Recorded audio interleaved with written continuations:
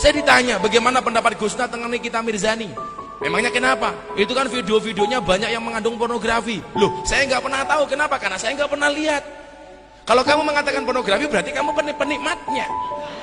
Ya salah sendiri, kamu lihat.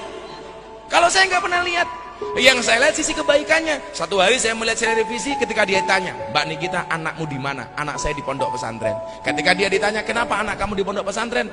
Karena memang saya rusak, tapi saya nggak mau anak saya ikut-ikutan rusak. Kenapa yang kita lihat tidak di sisi positifnya? Selalu saja ketika kita ahli maksiat mengatakan dia ahli maksiat. Hei, adik-adikku, anak-anakku, saudaraku di Ciledug, kalian ingatlah, ketika kamu duduk dengan ahli maksiat, jangan pernah bicarakan masa lalunya, tapi temani dia untuk merangkai kehidupannya yang lebih indah, untuk menata masa depannya yang lebih indah. Jangan pernah kamu bicarakan masa lalunya, tapi kamu temani dia untuk menceritakan kehidupan depan yang lebih baik. Harusnya seperti itu. Kita itu sering menjadi hakim bagi kesalahan orang lain dan menjadi pengacara bagi kesalahan kita sendiri. Kalau ada orang salah kita hakimi, tetapi kalau kita salah kita membela diri. Kenapa kemudian saya begitu sabar menemani para ahli maksiat yang berada di lokalisasi? Karena saya meyakini orang baik dan orang buruk itu bedanya tipis. Sebaik-baiknya orang pernah berbuat buruk, betul? Dan seburuk-buruknya orang pernah berbuat baik. Orang baik punya masa lalu dan orang jelek pasti punya masa depan. Saya katakan kepada mereka, katakan kepada kalian, ketika di malam hari kamu melihat ahli maksiat, apa kata Sayyidina Ali? Ketika kamu ketemu keesokan harinya, jangan katakan dia ahli maksiat. Kenapa? Karena barangkali malam itu dia sudah bertobat sementara mata kamu tidak melihat. Ini kata Sayyidina Ali. Maka kenapa kemudian saya bersabar dengan mereka walaupun saya dibully? Bahkan ada yang mengatakan pengajian Gus Miftah di lokalisasi dan dunia malam itu memalukan. Kenapa? Pengajian kok sama ahli maksiat dengan aurat yang terbuka, itu memalukan. Saya jawab, mohon maaf, kalau pengajian saya dianggap memalukan, lebih memalukan mana ketika Anda melihat kemaksiatan diam tanpa memberikan solusi apapun kepada mereka. Bagi orang yang mengatakan Gus Miftah ngaji di lokalisasi cari popularitas, saya jawab, tahun 2015 saya banyak undangan televisi, semuanya saya tolak. Gak ada satupun yang saya mau. 2015, 5-6 tahun yang lalu, anak-anak saya di lokalisasi bertanya begini, Abah kenapa gak diterima? Kita juga pengen melihat Abah di televisi. Waktu itu jawaban saya apa? Mohon maaf, Allah menciptakan Miftah tidak untuk menjadi orang terkenal, tapi untuk mengenalkan Allah kepada mereka yang belum kenal. Saya bawa masuk Allah kepada mereka. Kenapa? Ketika saya berdoa, ya Allah ya Rabb, ini hamba-hambamu yang berada di lokalisasi ini ya Allah, yang berada di tempat ini ya Allah, hari ini mereka bermaksiat, hari ini mereka membuka aurat, hari ini mereka berzina, hari ini mereka minum mabuk ya Allah. Tapi saya meyakini ya Allah, di dalam hati mereka masih mencintaimu ya Allah, di dalam hati mereka ada nurmu ya Allah. Jangan pernah tinggalkan mereka ya Allah, masukkanlah hidayahmu ke dalam hati mereka ya Allah.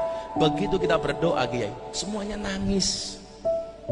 Ya Allah ampuni mereka ya Allah, karena mereka yang datang ke sini barangkali karena tanggungan ekonomi di keluarganya ya Allah, karena mereka pengen membahagiakan bapak ibunya, karena mereka ditinggalkan oleh suaminya, karena mereka pengen membuat anak-anaknya bahagia. Begitu saya berdoa mereka menangis. Dan kalian tahu, begitu mbak-mbak di lokalisasi menangis, Gus Miftah ikut-ikutan menangis. Kenapa Gus Miftah menangis? Apakah karena ingat dosa? Enggak, saya gengsi. PSK saja nangis, masa saya tidak?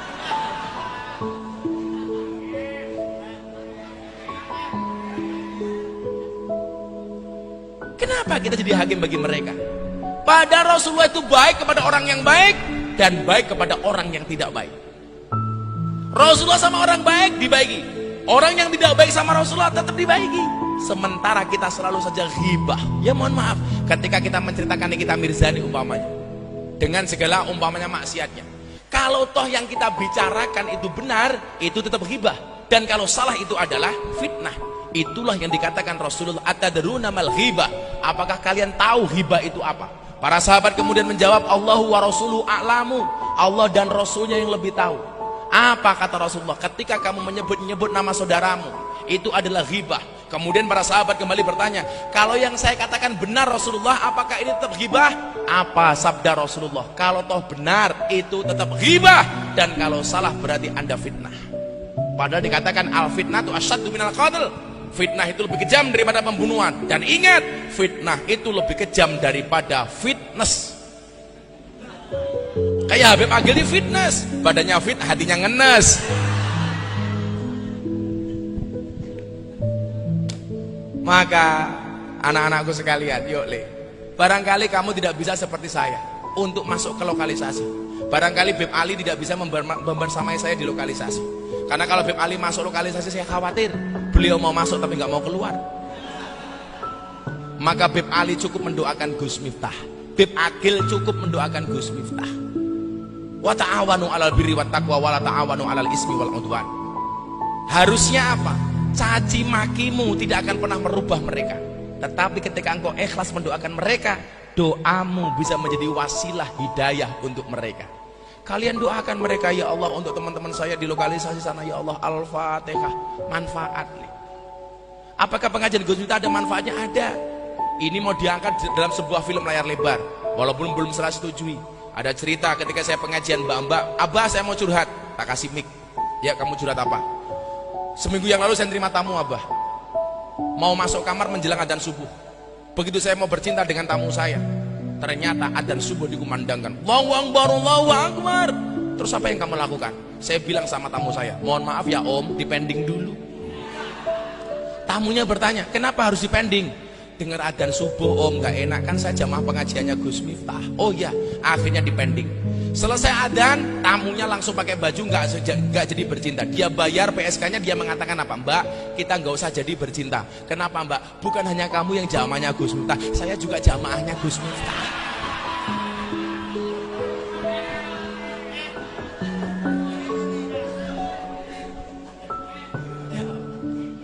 Coba gara-gara ngaji, mereka malu Beb ketemu Beb, karena sama-sama jamaah.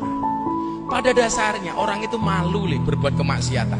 Maka ketika Rasulullah bertanya, ditanya, ya Rasulullah, mahwal ismu, wahai Nabi, dosa itu apa? Apa jawaban Rasulullah? Al ismu mahaka fi sadrika wa karita ayatoli alaihin nas. Dosa itu adalah satu perbuatan yang ketika kamu lakukan, hatimu merasa tidak nyaman dan kamu khawatir dilihat oleh orang. Jadi kalau saya sedang pengajian di lokalisasi, Beb, tahu-tahu ada tamu datang, saya masih pengajian, tamunya langsung bersembunyi. Aduh, ada Gus Miftah.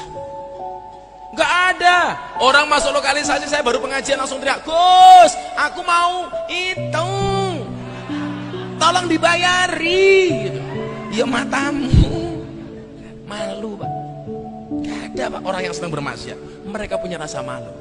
Makanya sekali lagi, jangan pernah kita menghakimi orang. Itulah akhlak yang diajarkan oleh Rasulullah. Yuk, selawatan lagi yuk, sudah 12:30.